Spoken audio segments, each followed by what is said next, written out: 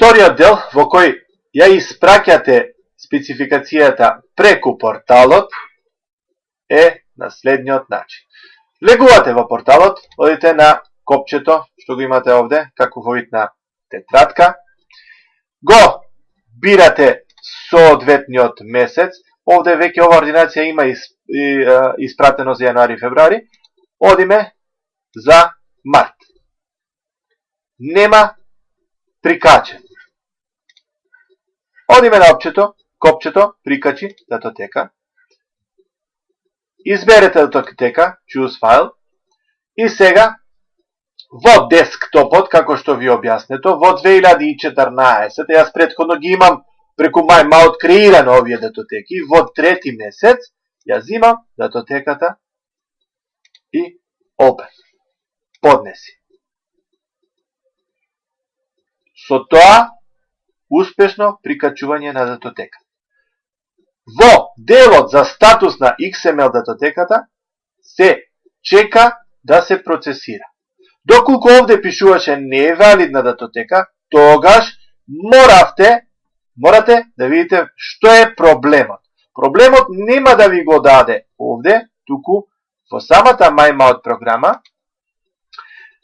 во пресметки и фактури, вграден е еден дел од страна на фондот, тоа е веб страна, валидатор, каде што одите на проверка, choose file и исто така ја бирате датотеката што е. Сакате да ја проверите. Го ставате контролниот код, провери файл, 88F8Y и ова се греши.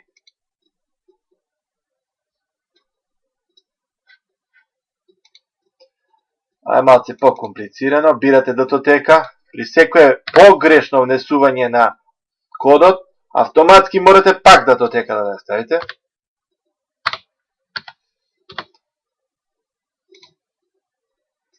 И ви јавува статус. Валиден файл, грешка таму, вамо, онаму, значи разни комбинации. За да можете да ја видите до каде е процедурата, овде, потребно е да се смени ова. Едноставно шедате низ вашата страна, па пак се враќате назад, се додека овде не се појави, валиден. Оваа постапка, не е валиден, за март се чека да се процира.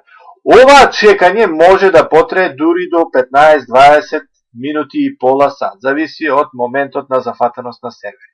Така да, овде малце ќе паузирам, па ќе продолжам кога ќе има.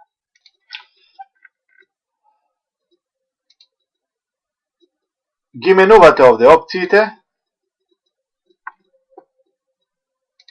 да помине време, во кое ќе ви се појави дека статус валиден, износ соодветно, доколку ова е сумата која вие треба да ја фактурирате, тоа е тоа, одите на подпишување и прати до ФЗО и тоа. Преглед на фактури.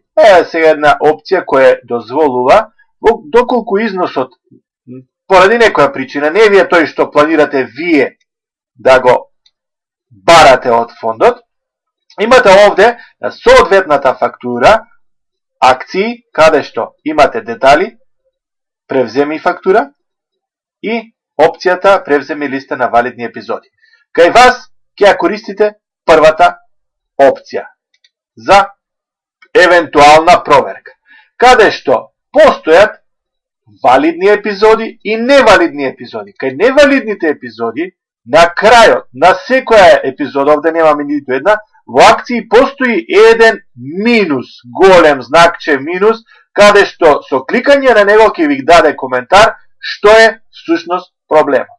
Ќе го коригирате тоа, од кога ќе го коригирате нормално во MyMouth, пак преку MyMouth ќе ја снимите таа датотека и после пак ќе ја прикачите овде.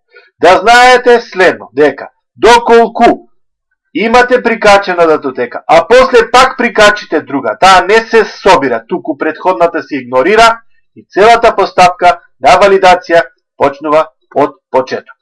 На крајот, кога ќе завршите, одете на подпишување. Кога ќе го подпишете тоа, ќе имате копче преглед на фактури, каде што на превземи фактура ќе си ја испечатите. Пожелно е да не брзате со печатењето, бидејќи архивскиот број не се доделува одма, мислам дека не е со сигурно точно, мислам дека е задолжителен, затоа почекајте без архивски број, не ги печатите фактурите. Овде имате едно копче врати назад и да ви обрнам внимание на копчето не фактурира.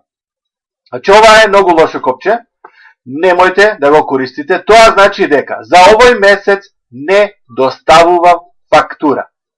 Што ретко кој од вас во претходните 2 месеци ги исполнувал квотите или такви комбинации. Немам уште никакви информации за надминат лимит, мислам дека овде ќе поминува се, така да во самиот буџет, гледате овде, на тромесечието, ви кажува уште колку не е фактурирано. Доколку го подпишете документот, подпиши и прати до ФЗО со вашата картичка, подпиши и прати, автоматски буџетот ви се намалува и тие фактури се испратени. Потребно да си ги испечатите и процедурата е таа.